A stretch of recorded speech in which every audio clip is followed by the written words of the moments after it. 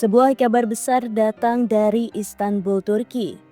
Donald Trump, Presiden Amerika Serikat, menyatakan dirinya siap untuk duduk semeja dengan Vladimir Putin dan Volodymyr Zelensky demi mencapai gencatan senjata perang Rusia-Ukraina.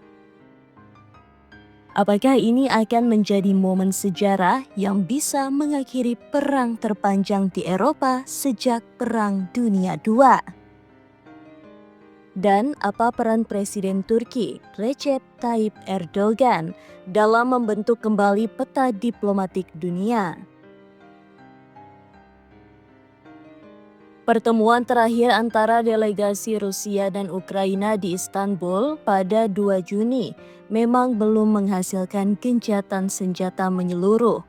Namun, Presiden Erdogan menyebut pertemuan itu sebagai pencapaian besar dan mengusulkan pertemuan langsung antara Putin, Zelensky, dan Trump di Turki.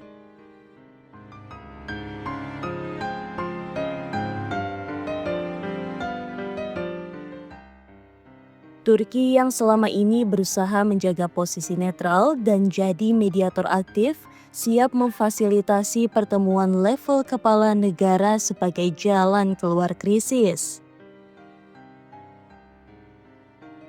Menurut juru bicara Gedung Putih, Caroline Leavitt, Trump menyatakan,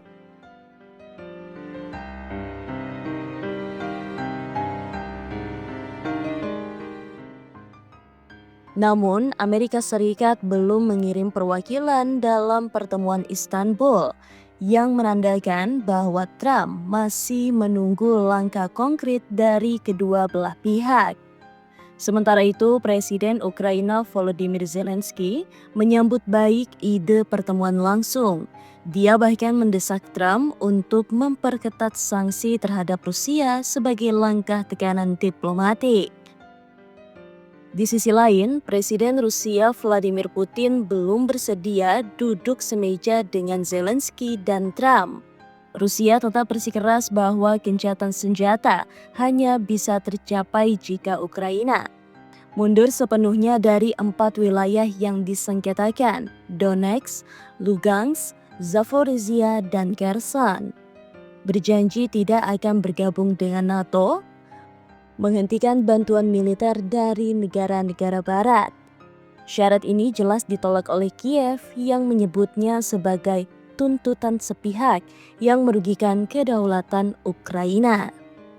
Meskipun tidak ada kesepakatan besar dalam perundingan Istanbul, delegasi kedua negara sepakat untuk melakukan pertukaran tawanan. Tawanan luka parah, tawanan di bawah usia 25 tahun, 6.000 jenazah tentara yang tewas dalam perang. Langkah ini dinilai sebagai sinyal kemanusiaan meskipun jalan menuju perdamaian politik masih sangat panjang. Turki memiliki posisi unik, anggota NATO, tapi memiliki hubungan hangat dengan Rusia.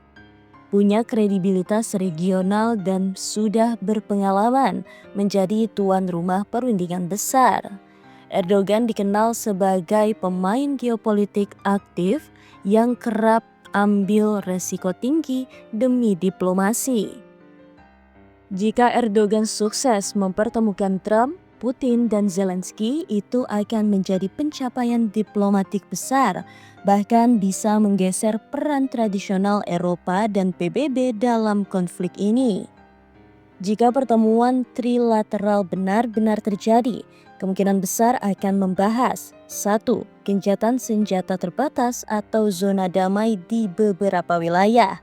2. Koridor kemanusiaan untuk pengungsi dan bantuan medis. 3. Peta jalan politik menuju negosiasi akhir yang lebih komprehensif. 4. Sanksi dan jaminan keamanan jika Rusia bersedia menghentikan serangan. Namun, resiko tetap ada. Jika pertemuan gagal atau disabotase, ketegangan bisa meningkat dan masing-masing pihak akan menggunakan momen itu untuk memperkuat posisi tawar militernya.